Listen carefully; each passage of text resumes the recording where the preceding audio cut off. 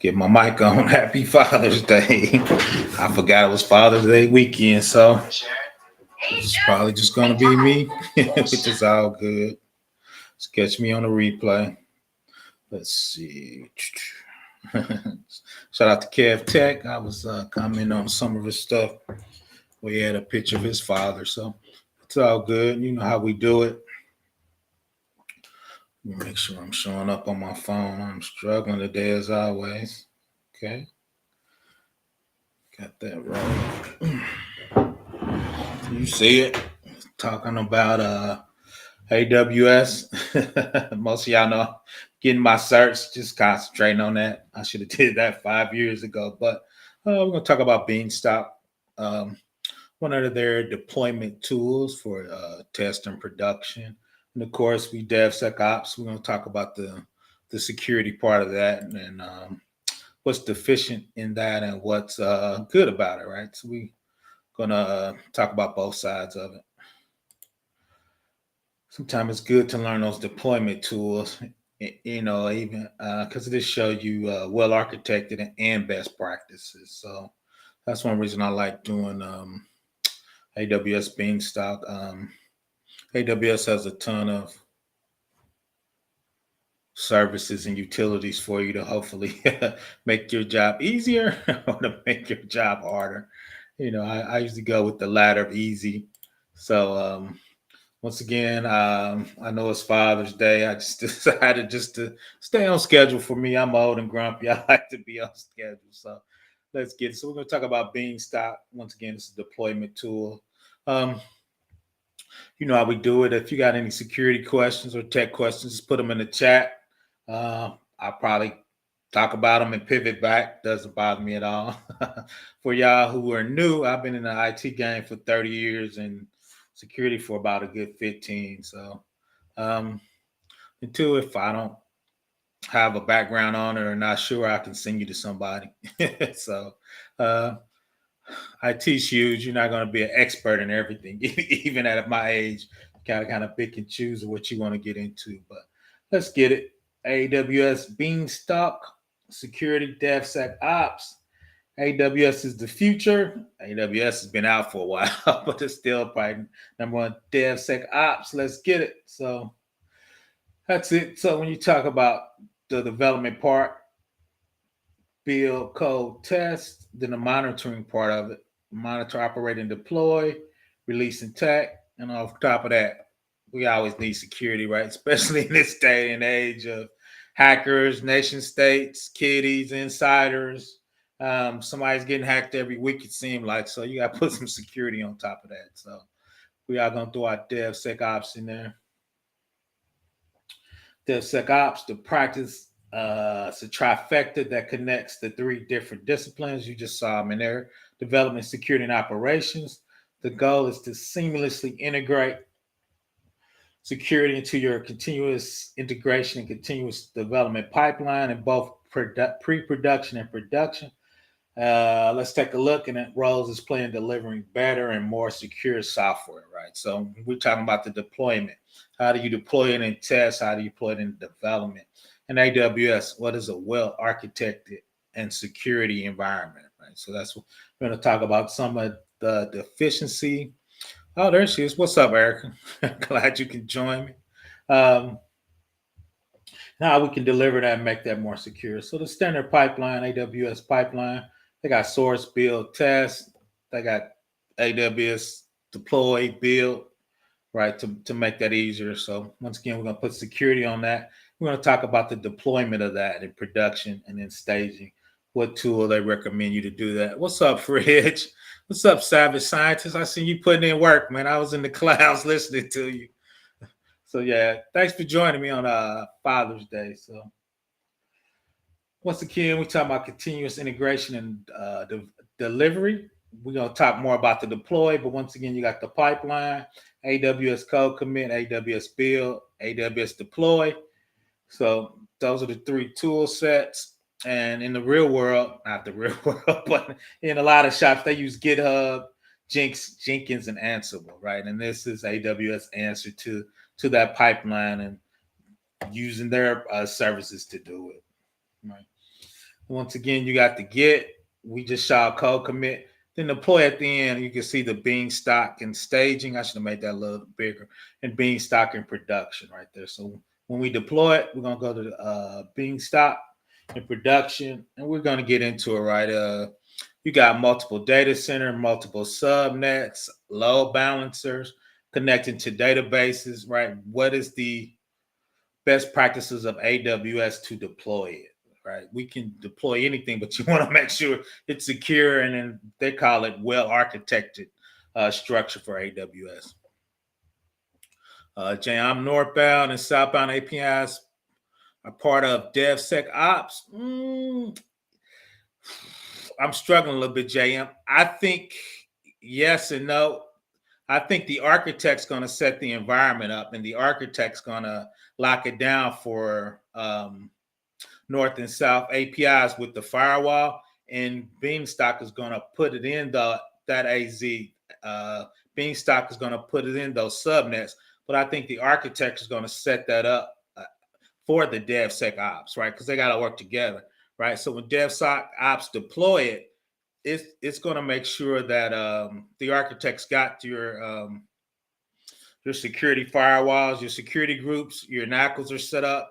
You got high availability between your zones.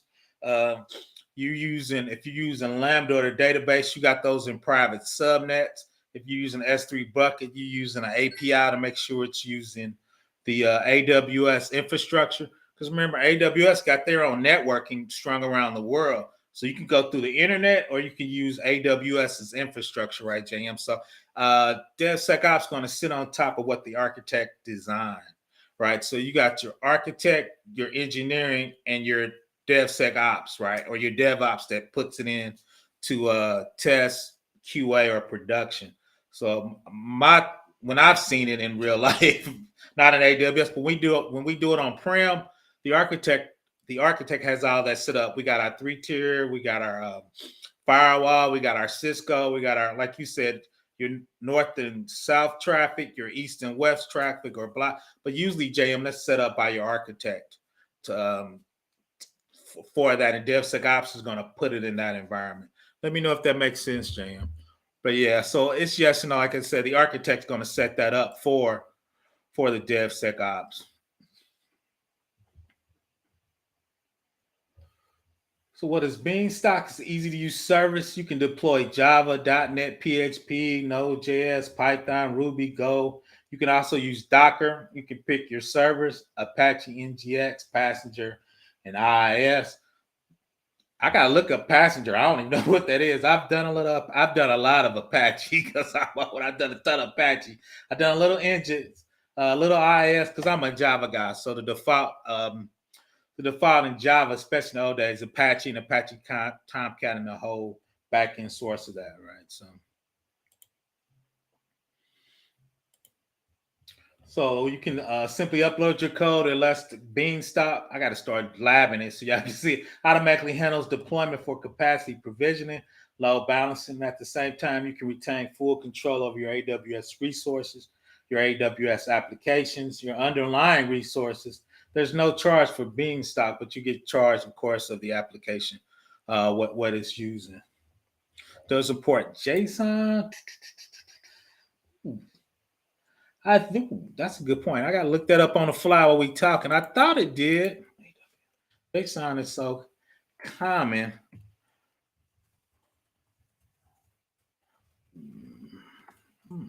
That is weird. And I just pulled that slide, so I thought it was up to date. Let's see. It's not. I'm looking on the official website, and I do not see it.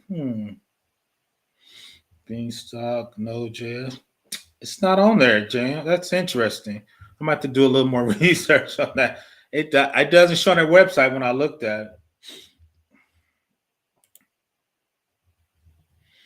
And so, too, JM brought up an excellent question previously, right? So that's the difference between an architect and a developer and an engineer, right? So at the top, the architect usually design the security, not at a high level, but I always say the 5,000 foot level, 3-tier Are we using VMware, NXX, Zero Trust, right?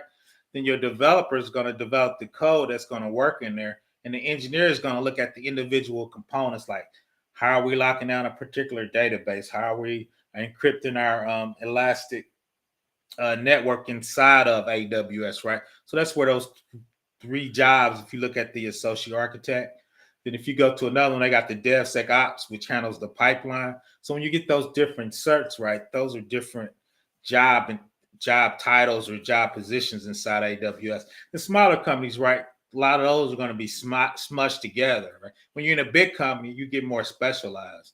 Like I was a DBA for a couple of years where I just focused on an Oracle database, even though I was a developer, right? So when I develop, I do code and they expect the underlying infrastructure to just work, right? So that's yes and no. So, but those are the different jobs and different titles and different things you can do inside AWS, right? So thoughts on CYSA for going to knock or sock. I'm not a knock or a sock guy. I think the CYSA is good. Reach out to my man, Textual Chatter. He's I'm dubbing him the knock and sock guy. So I'm trying to think else who does knock and sock. Uh, I think the CYS is good, but when I think of CYSA, I always think of compliance more with the CISA. AQ, to be honest with that. I think it's a great cert. I think it's a higher level cert. I don't know. I'm kind of like on this cert kick. All certs are good, but I understand certs are money and time, right? So I think it would be appropriate, but check my man Textual Chatter out. He actually managed to SOC. I think he's currently supervisor of a SOC. So I think that's the guy to ask for the knock and SOC. That's one of the few things I've never done in cybersecurity. Is I've never worked in the security operations center or a network operations center. I currently work as a consultant, as an advisor for a CISO and a CIO in compliance for security. I program development, DBA work, web app server, DBA. I just never worked at a knock or SOC. So, like I said, I will reach out to him, tell him I sent you. I'm sure he'll chat with you on that. Things are ever evolving. My cloud servers, so do not be surprised. And oh yeah, definitely.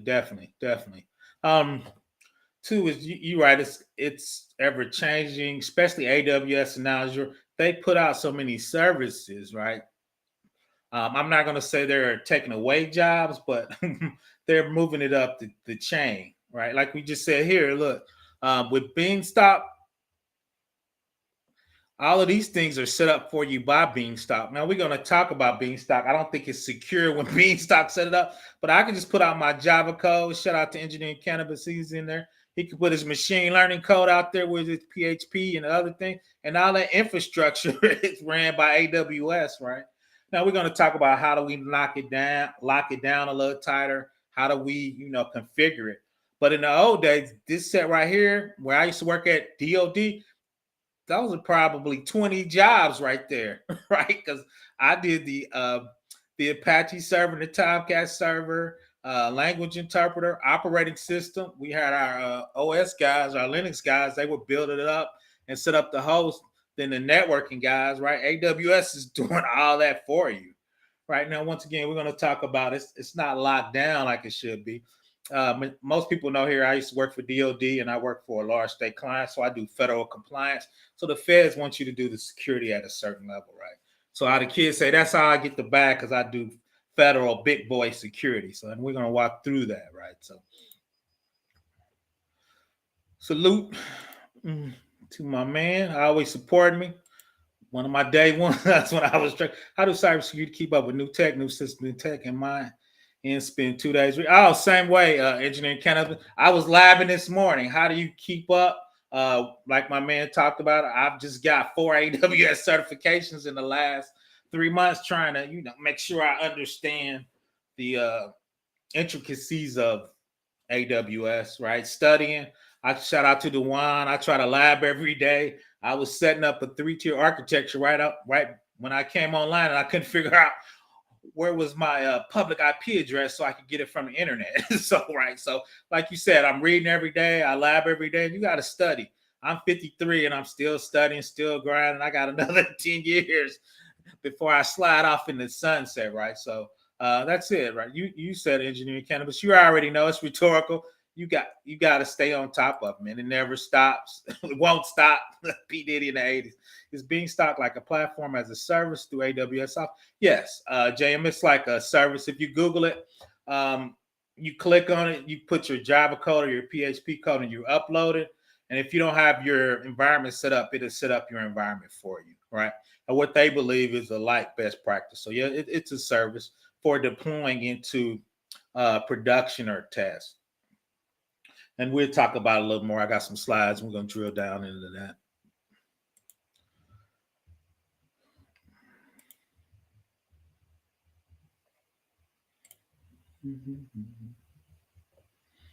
Oh, I appreciate that, Erica. I got the trying to catch up with you. You got a gazillion certs. I got the practitioner, the associate architect, the developer, and I got the security specialty. I probably get the sysop. Shout out to Cyber Insights, and I'm a database guy. I got to get the database specialty. I don't know why, because people don't even talk about databases like that. I think that's an unsung cert because every company you go in uses a database, but nobody ever talks about the database. Nobody talks about the scaling of the database or the speed of the database until they can't get it to scale and can't get it to work. So I probably, like I said, I probably take the sysop. JB got me thinking about that. So I'm studying that. Then I got to get the database specialty.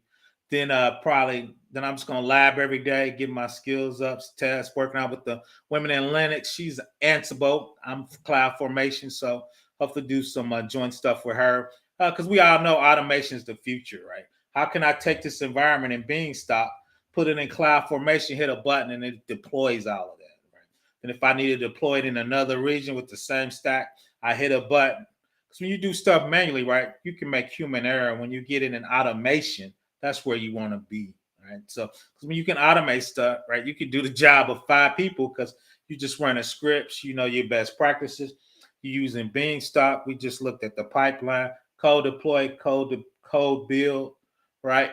Putting it all in there, getting that pipeline. And when you check something, it scans for vulnerabilities, scans for compliance. Once it signs off, run your automated test as a programmer. Once all that stuff passed, have it automatically pushed in production, right? That's what Google, Facebook does. They put out releases like twice a day, right? Because that's how you get your features. When I was at DoD, we were putting out releases every 3 months, right? That's a long time to wait for a feature, right? That's the speed of it. And I know my man Savage is going to jump in on that because he's a programmer. So you want to get the speed of deployment up, get your check-in, get your automated test, right? So then you can check something in, run all your tests automated. If something breaks, your developer gets a quick error. He knows what to fix. He knows what part of it. But that's when you get the speed because that's where your money's made up. Your money's made on features. So if it's taking you 3-6 months to get some features out, right, you don't get paid like that, right? So you want to speed that up. Shout out to my man. Lab every day. So yeah, I was struggling. This is my man. What's up? Struggle Security. Happy Father's Day to everybody. Now the future fathers. See what my man, I learned a full stack dev and modern Java. Oh, that's it, man. That's it, right? And the part of that full dev is for me to set up the code pipeline, Savage, to make it easy for you. When you check it in, it automatically flows out to IIS. You can actually get a slice so you can check your data for the particular features you're working on.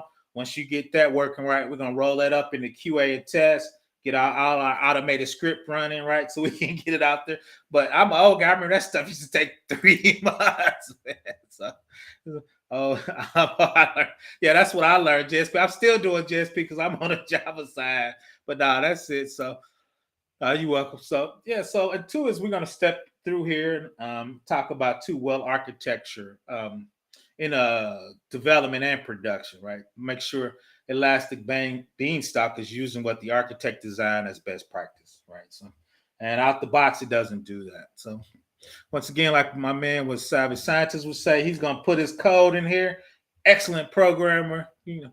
So we're gonna check his code in. We're gonna build it. We're gonna automatically deploy.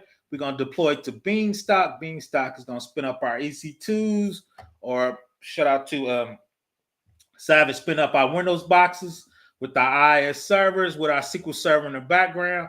Hopefully, we're going to have high availability. We're going to have our load balancers. We're going to look at that in a minute. We're going to have being 2 data centers 60 miles apart, running at sub-second response time for high availability, right? But that's all best practices set up, by the architect, by the services, and making sure it happens. So this is it at the high level. We can get into it.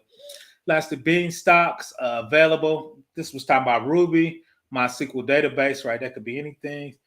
Protect your sensitive data. Align your applications with, they call it the security pillars of well-architected framework. Hopefully it's accurate. Facts. So let's talk about that at the Well-Architect. We'll take the bottom one off. So at the top is Route 53. That's our DNS, right? Internet Gateway.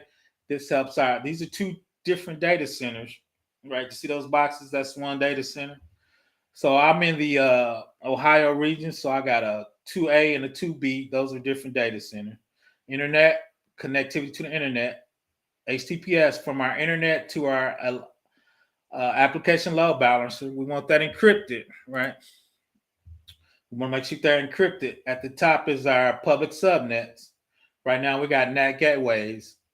Our EC2s could be Windows. I'm running Linux, so let's do what I'm running. I was setting up my Amazon Linux today. I have public IP addresses, even though I have private IP addresses because I'm in a private subnet. I don't want anybody on the internet to be able to get to my Linux boxes, right? Shout out to Struggle Security Gateway. I don't want him hacking me. If all my servers up here, he can get to them. So got to make it a little harder with a private subnet, right? As you can see, we got encryption to the application load balancer, and from the application load balancer to the actual individual EC2 instance, right? So if a hacker gets on that EC2 instance or that subnet, if he's looking at the traffic and trying to steal it, right, he can't view it unless he gets those keys. Some people actually terminate at the application load balancer, and all of this after the application load balancer. We'll talk about much in detail is in the clear. Why can it be in the clear? A lot of people believe you're on AWS's backbone. So after the application load balancer, you're secure. Nobody can get on the AWS backbone. That is incorrect. Hackers been on the backbone, right? So I want to crypt all my stuff from the user's really browser all the way through the database. So we're going to touch on each one of these subnets and each one of these services, Linux, Lambda, and the database from an encryption standpoint. So let's see. Chili, happy Father, Princess A, welcome. I can't throw to celebrate. Appreciate that. Came through the sub. Would like you to do a piece this week on the imminent future of defense contract bigger than the Jedi. I could do that. I work on it. That's great money, man. Of course, because the AWS just won a $10 billion contract. So yeah, 13 billion. I thought it was 10 billion. Oh, I did see that. Yeah, I could do a video on that. I need to start highlighting those guys. Yeah, I could do that. Let me write that down on my list, man. I'll be never forgot. I'll be making a lot of promise. so yeah, I'll do that. That'll be a good one. Yeah, I was surprised when I saw him. I was like, okay, who's this guy? So yeah, I might reach out to him and try to get a job, man. So let's get into it as we go with the Beanstalk. So let's dig in. The following section, 4 main points. We're talking about deploying the EC2, which are there, mine's are Linux, RDS instances from the web and a database layer in the subnets, right? So we put our EC2, for me, I'm a Java guy, so we run a Tomcat. So my Java code is going to be running a private subnet, and I have my SQL in a private subnet for a database, right? Private means you just can't go for the internet and get to these subnets, right? You got to go through the application load balancer to get through these subnets. Now, I also have a rule. It's called SSM, System Security Manager. It's actually like a bastion host that's built into AWS. So my admins can get on and work on those EC2s and work on the database and make sure we're running tight, right? So I do have a way for my admins and my DBAs to get through it, right, without going through the ALB. But anybody else coming from the outside has to go through the application load balancer, and we'll talk about it's a firewall on there, right? So it's only letting 80 and 443 traffic through it, right? Then goes to the back end. So we encrypting the logs and source code.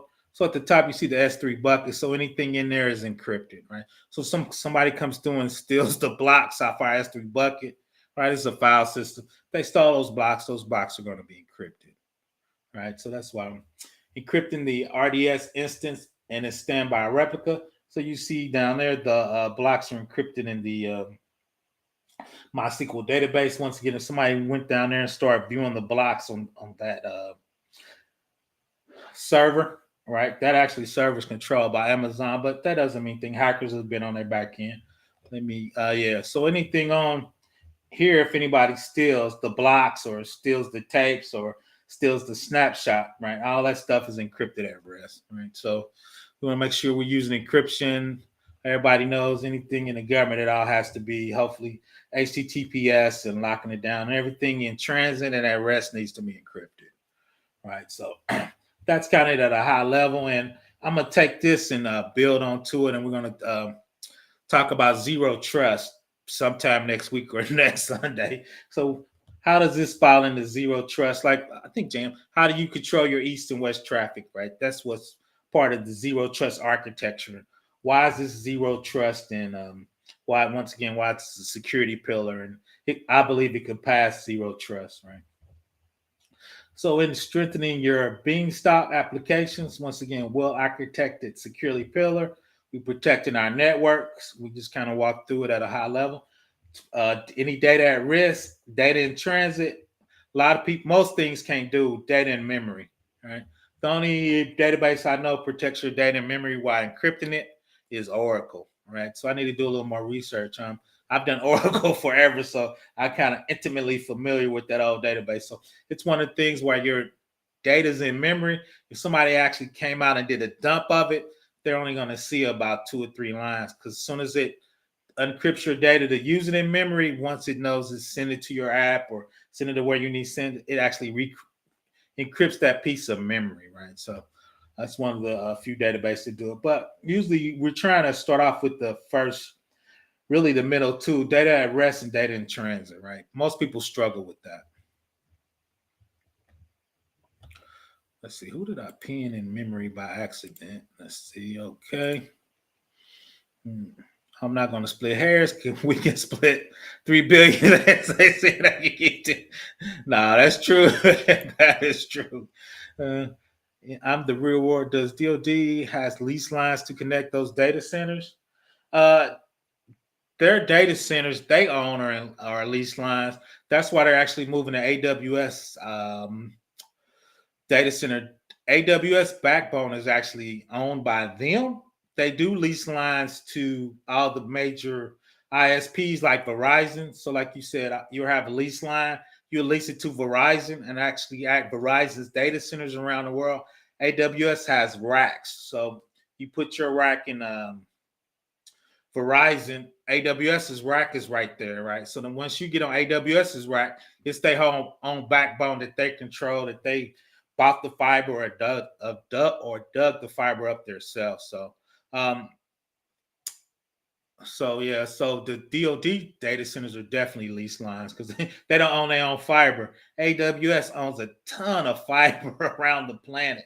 I did a video on that, but yeah, so and two is when you do an ISP or a lease line, they actually partner with all those data centers and they actually have racks inside Verizon, T-Mobile, Cox, all those guys, and they pay a pretty penny to let them do that, right? Because they want to give you milliseconds data centers from wherever you going to the AWS data center. Appreciate that. Please hit like. Racks on racks. Facts. Racks on racks. Racks of money and racks of computers. Salute to everybody. So yeah, so once again, we're gonna hit it. We talk about protecting data networks, data at rest, and data in transit. Right. So these are the things that Beanstalk does for you. In the default Beanstalk setup, EC2 instances are deployed in a web application load balancer in a public subnet. The EC2s do not need direct access from the internet. Therefore, you should place them in a private subnet. Beanstalk actually puts your EC2's instance in a public subnet, and it shouldn't do that, right? So you can actually go into advanced features. Once again, you want to put your EC2s in a private subnet. The LB should be left in the public subnet to provide a single point of entry for inbound traffic from external clients and forwards this traffic to the instance over a private network, right? We got our NATs, which is network address translation gateway in a public subnet, and a route from that to the private subnet where your instances are running to the NAT gateway. Your instances can then send requests to the internet and receive correspondings through the NAT gateway. And we got a slide. We're going to walk through that, right? So once again, there's your EC2 instances, right? They're on the on the private network, right? When they need to go get updates or send stuff out to the internet, they send it to your public subnet and it goes through the private net gateway one way out, right? So even though it's private, the route here in the networking, which I'm not a great networking guy, but in our route table, we said, okay, anything coming in this subnet, if it's something address we don't know, send it out to the NAT gateway, and the NAT gateway is going to send it out on the internet, right? So now, once again, to be able to attack these instances, you have to go to the ALB, where if these instances were on the public subnet with public IPs or elastic IPs, the bad guy could actually scan them, get their IP address, do NS lookups on them. But since they have to go through the ALB, the only address they're going to get out of that is the ALB address, right? Knocking it down, making sure we tight with security, right? So that's going, like we talked about, from the EC2 instances on the private with the route. We're going to send them out to the NAT gateway, and they can get on the internet and do what they need to do, but they will not be accessible from the internet. So I see China's going to start at 6. Oh, yeah, China's always ahead of that. Yeah, China's always ahead of that. Let's see. Happy Father's Day.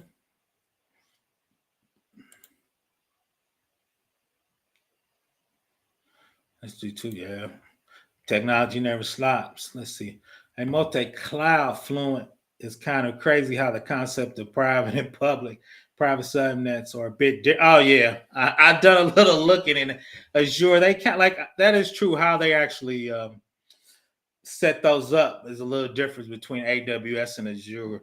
Once I get my AWS a little tighter, I'll probably start Azure. I got it. But now they're, like you said, how they're handling that is but the cool thing, as I was going to try to set up, is most companies use AWS for Outlook, Teams, AFDS, because you got Active Directory on-prem, AFDS. I was actually going to set up some in AWS. They actually have Active Directory connectors. Use Azure's Active Directory AFDS for authentication and authorization, get those tokens, then bring them back to AWS as a multi-cloud strategy. Inca Flamai.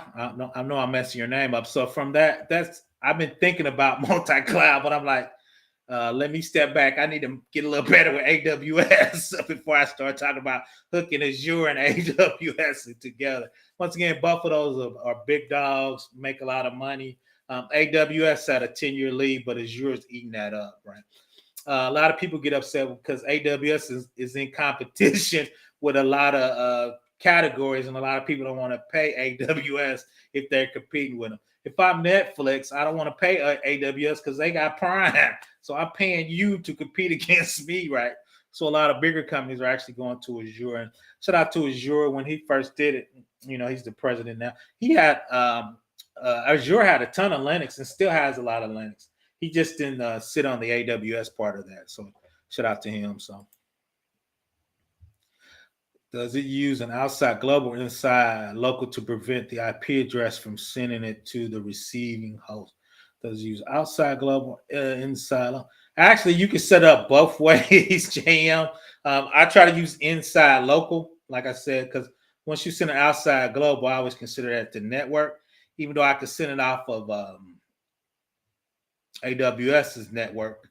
Like I said, we'll look at the slide and we'll walk through that part of what I think that should look like.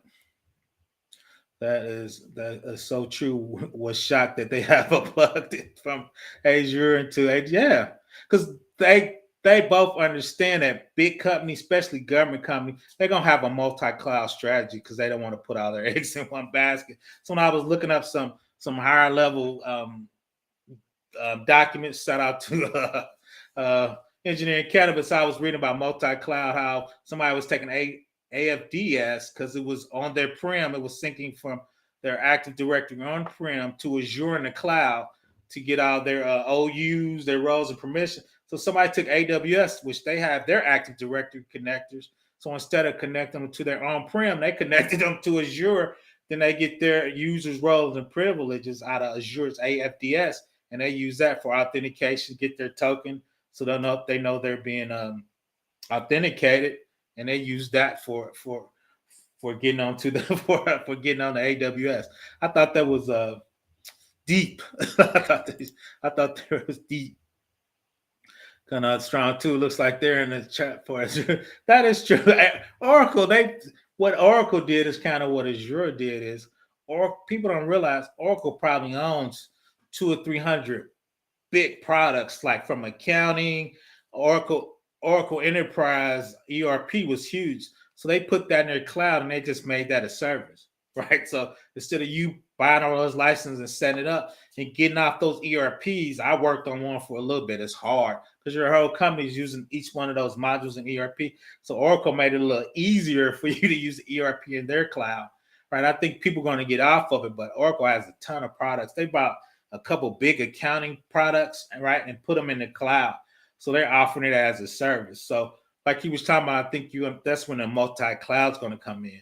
Like you could have your AWS pipeline, and you have Oracle running some services, and Azure running your Outlook, your Teams, right? But then you got to sync all that together and try to keep track of it, right? So that's a different beast, right? A different animal. So data at rest, encrypting data at rest. Elastic Beanstalk does not encrypt data stored in the Amazon S3 bucket by default. So that's why we need our architect to set up our S3 using encryption, right? Then we'll use Elastic Beanstalk to connect to it, right? We won't let Elastic Beanstalk create it because it's not creating it as securely as it should. So you should modify the default setup for the encryption in the bucket. Similarly, when you set up an RDS database directly through Elastic Beanstalk, you do not have the option of doing encryption in the database. You need to set up your database independently to enable encryption, right? So even though I think Elastic Beanstalk is a great product for deployment, when we talk about security, it's lacking a few features. So we want to make sure we're locking that down, right? So and setting it up like they talked about, the secure pillars of that, right? And two is as we do that, we're learning what Amazon believes is a well-architected and secure pillar application. So up here, the S3 wasn't locked down, so we need to create our own.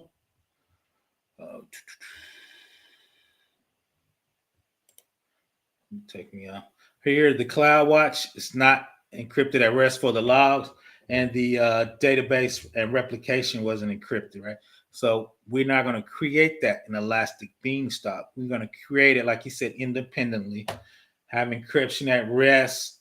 Those EC2 instances has, for me, Tomcat, which has a JDBC connection. So we also want to make sure that connection is encrypted.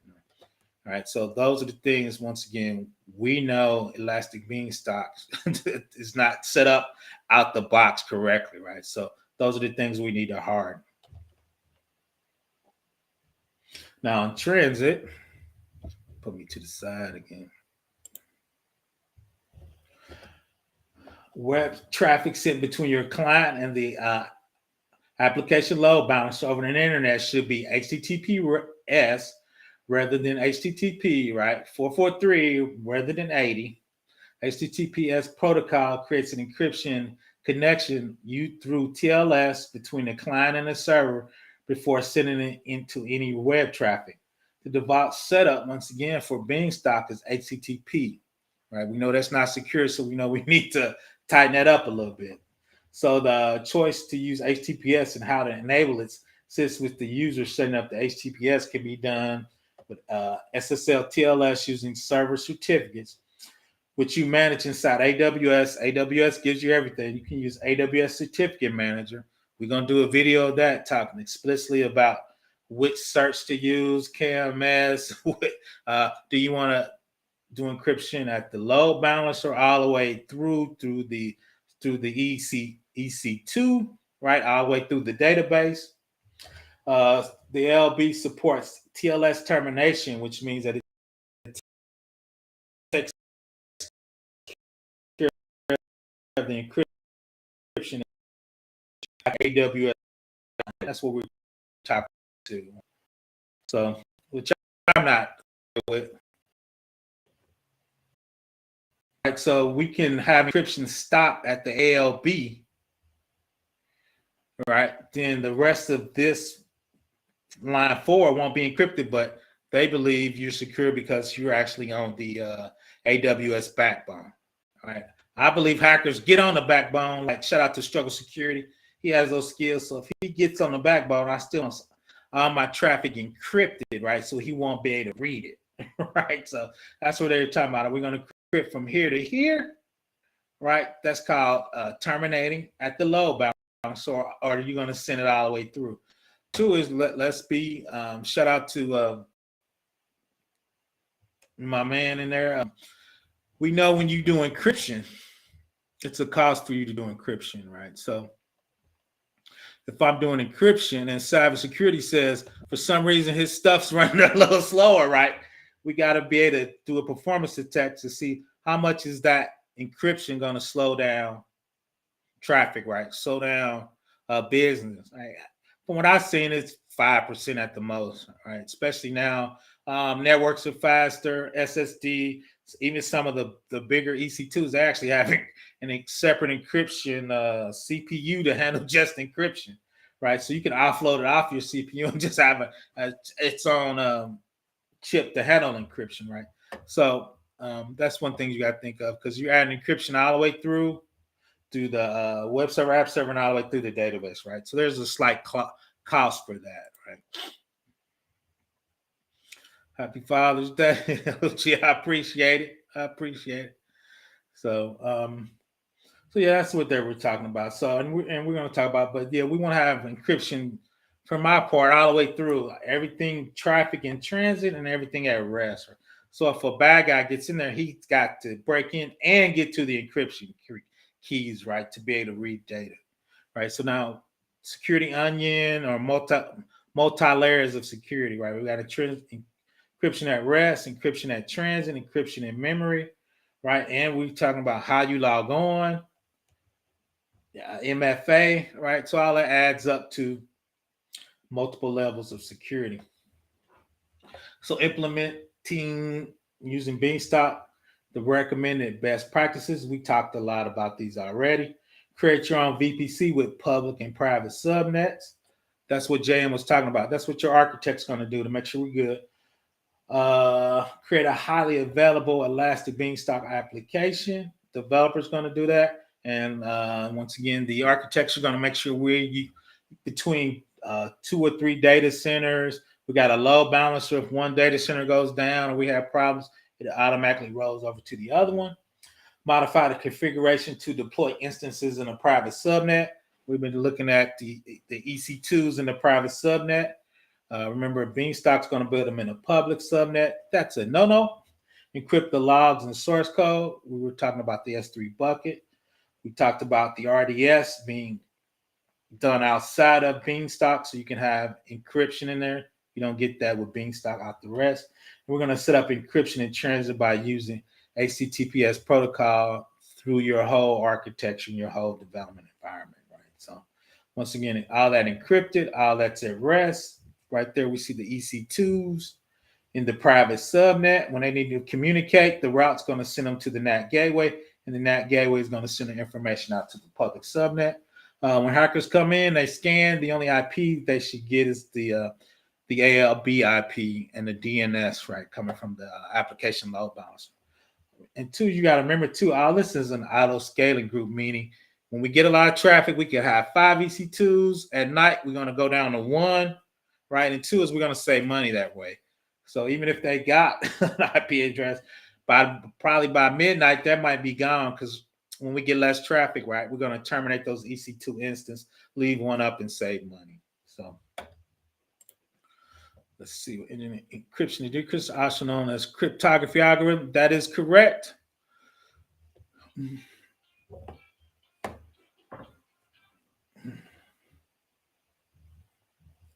Now we're going to dive into some little intricacies here. Connecting to a SQL database or any database with credentials in AWS, they have a product called Secret Manager, and it manages secrets. Important, I'll put that in red. The environment properties, including database username and passwords, are visible in stored plain text in environment properties and Elastic Beanstalk. So one of the things people don't realize a lot of times, especially in AWS, when you spin up Apache Tomcat for Java, all the Apache properties files that has your username, your passwords, and your database connections are in the clear. So if a hacker gets on that box, that's not encrypted by default. So we're going to talk about how to encrypt those properties. So if a hacker got on there and looked at those property files, they wouldn't be able to see the information, right? So in Java applications, you can use Secret Manager, SQL Connections, MySQL, PostgreSQL, Oracle. All databases and app servers usually connect with a property file. So it's just not Oracle, MySQL. The majority of them do it like that. Use the credentials stored in Secret Manager.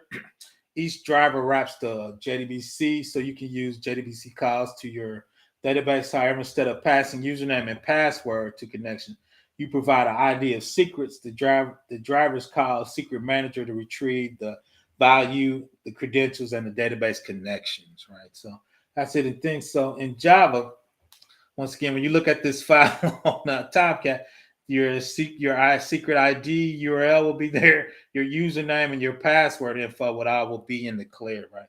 So now if we put secret ID, it's going to make a call out to Secret Manager, pull them into that database connection, unencrypt them in memory, right? So if they just get the file, they wouldn't be able to see them.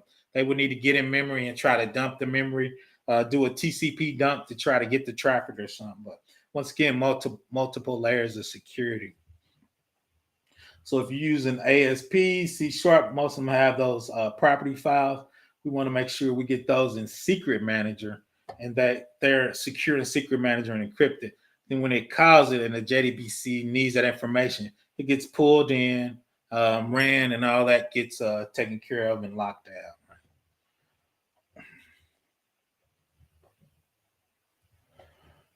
So once again, we're going to talk about the RDS database, Elastic Beanstalk, and what you need to do that, right? So we just read we need to take the RDS and set that up separately to make sure we lock down. We don't want to lose Elastic Beanstalk. So here's some of the things once you get it locked down, what you need to do.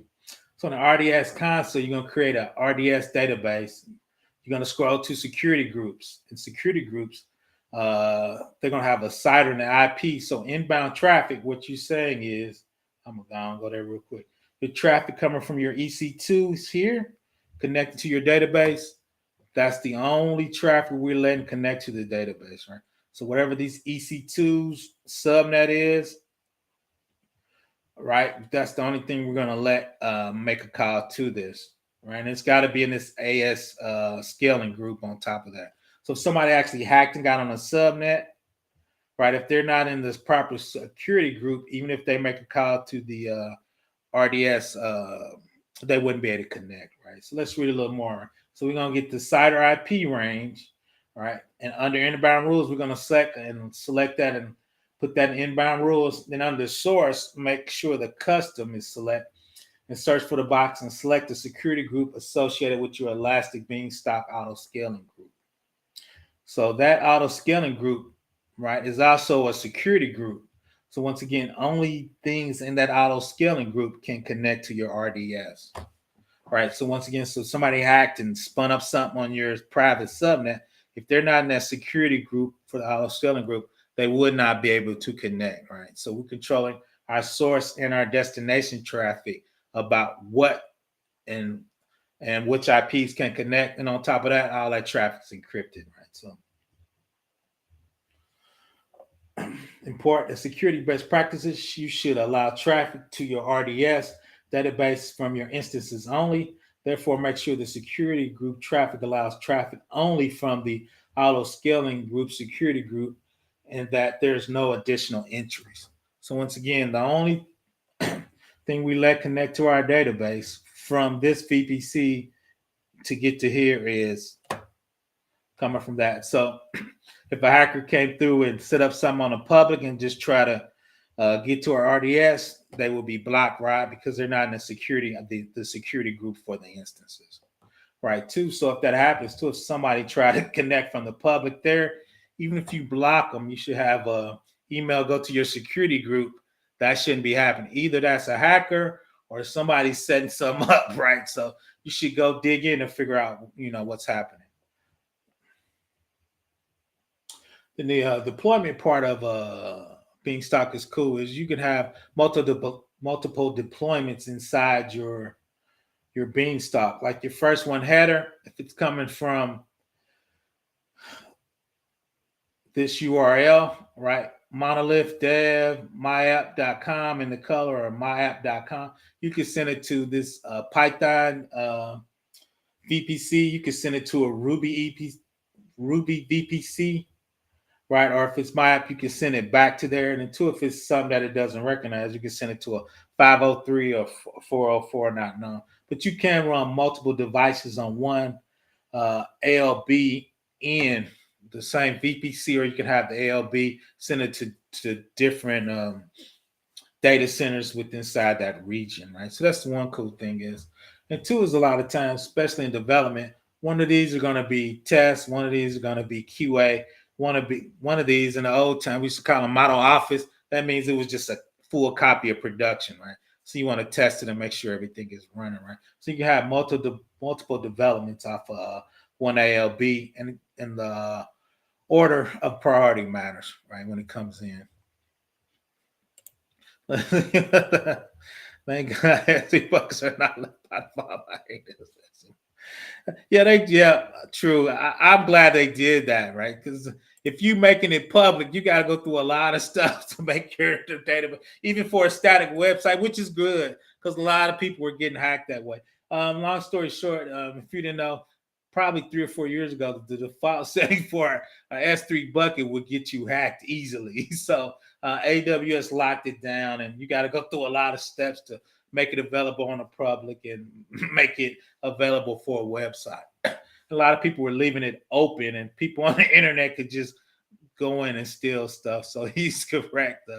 That is true. And two is like we just said, is some more things to help you hopefully lock it down with security. You can actually do an endpoint S3 where your S3 will be on the backbone of AWS and not be accessible to the cloud. So most times in my architecture, when I set up S3, if it's not a static website, I put it on an S3 endpoint, which means it's not available even on the internet. It's going to run on AWS's backbone networking. So once again, Beanstalk, you can have applications with 2 environments or 1 application. Just letting you show, and these could be, I got that on my next slide. One could be websites, ALB. You can do Fargate tasks. You can do Docker. And we talked about that earlier. So once I get a little more comfortable, everybody's going to Docker. So that's going to be my next study move. I don't know if there's any Docker certification out there, but Docker's it. Everybody's going through containers. I guess my thing, if I'm on AWS and I can do EC2s, I can see on-prem doing containers, right? Because you can control your OS a little tighter and how you run it. So I don't know, but a lot of people are looking for Fargate is just Docker managed by AWS, right? So um, I read a little bit about it. I understand at a high level, but I need to start deploying it and getting there. So, and AWS Elastic Beanstalk was deployed with configuration files that run on a series of commands. The environment creation is completed with a message. Create environment operations is complete with command times out.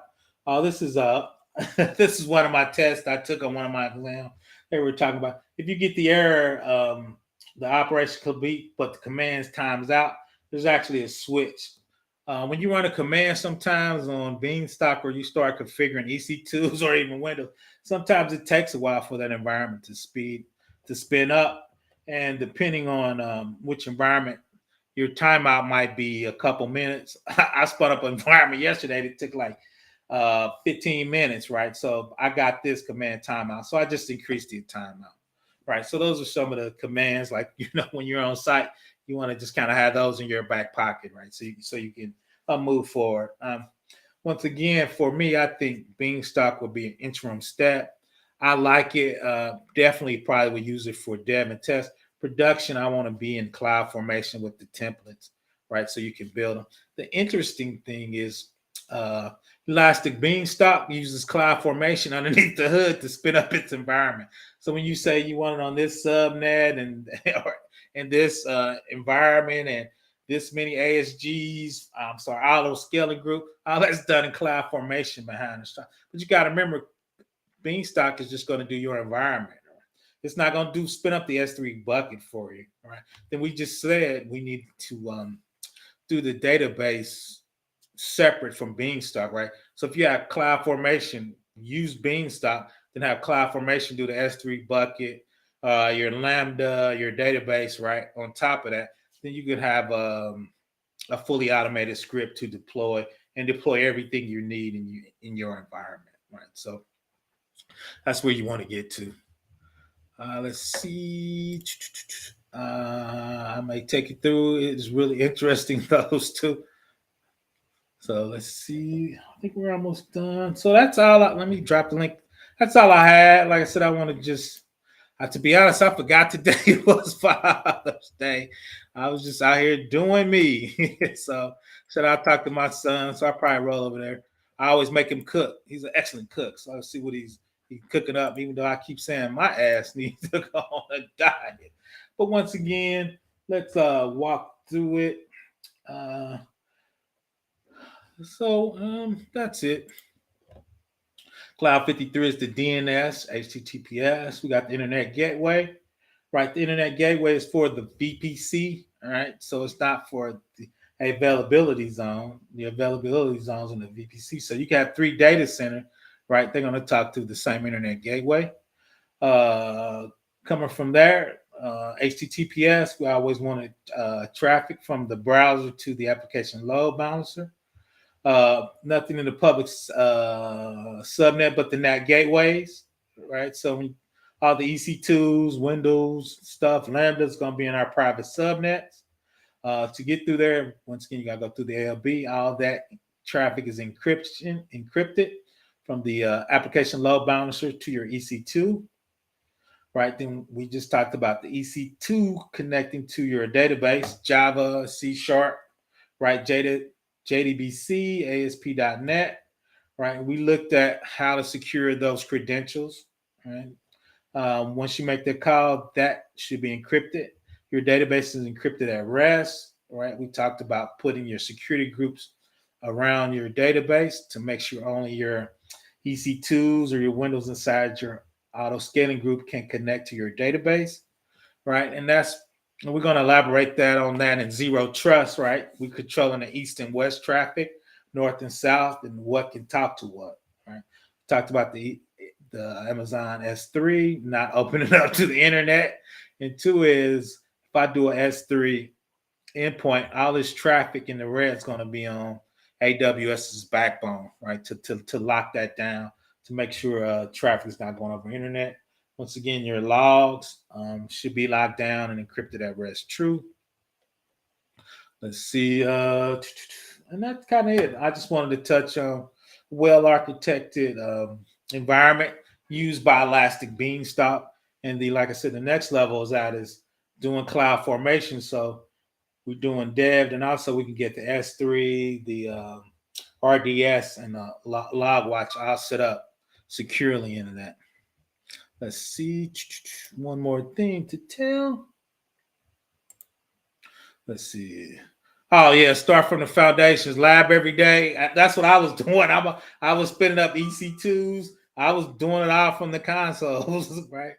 And one thing I was still having a problem getting my IP, my DNS IP to come up when I did an auto scaling group. When I just spun it up manually, I could get the public IP address there. When I did it through the auto scaling group, I couldn't get it. So no, foundations. He's 100% correct, and live every day. And foundation for me is setting a lot of this stuff up manually to make sure you understand it. Right? I could probably get a cloud formation and spin it up perfectly, but when it breaks or you go on site and something breaks, if you're just using cloud formation and you don't know the intricacies an auto scaling group. Like I said, I set it up, but I couldn't figure out how to get the public IP address to show up in my auto scaling group off of a template. Or I was setting up an application load balancer and I forgot to set up the EC2 health checks. There's EC2 health checks and there's application load balancer checks, right? You got to set them both up. But like you said, if you don't do it, a lot of stuff manually from a foundation stuff, you won't understand the intricacies of that, right? Like I said, it took me 40 minutes to figure out the IP coming from a setup. It was just a checkbox, but I couldn't find it, right? Because if you ever set up an EC2 instance, it got to be 100 checks by the time you go to networking, security, monitoring, right? So you need to be familiar with all those checks. Even if you're going to do a standard setup, right, you still need to be familiar with those checks, right? So 100% correct. Of course, yeah. And we're going to start labbing pretty soon. Thanks for I appreciate that. So we definitely going to start labbing, and so we can actually find those boxes, and I don't mind, even though I've been doing this for 30 some days I struggle, right? Because I understand the technology, but AWS is going to be a little different the way you set it up on prem, a little different the way you do it Azure. So you got to know those individual check boxes and where to find. Or the cool thing is, part of the labs I'm going to do it. Make stuff fail. Go look in your VPC logs or your application load balancer logs or your EC2 logs to see those errors to figure out how to trace back from your errors to the actual problem, right? A lot of people, when you get problem, that's why you got all those logs, and a lot of those logs aren't cut on by design. So you got to cut them on, even if you're gonna cut them on while you debugging. You got to know which logs to look at, or at least know a couple logs to look at, right? Hey, VPC, is my ports in there, or is that gonna be in my ALB, right? If I'm looking between source and destination and port from a client coming from an internet, what log is that in? So that's VPC and probably ALB, right? But you need to know where those logs at, and you know how to look at those logs and be able to track, okay, this is the IP that was giving me any problems. Did it get stuck on the application load balancer? Did it get stuck on the internet gateway? Did my security group get it stuck, or you know which where this stuff? That's when coming in the logs, so, comes into play. So, and that's stuff we're going to dig into. Once again, I'm doing a DevSecOps, so we just going through different services, so you become familiar with it. And for me too, like I said, Amazon has a ton of services. So, which services, is right for the job, right?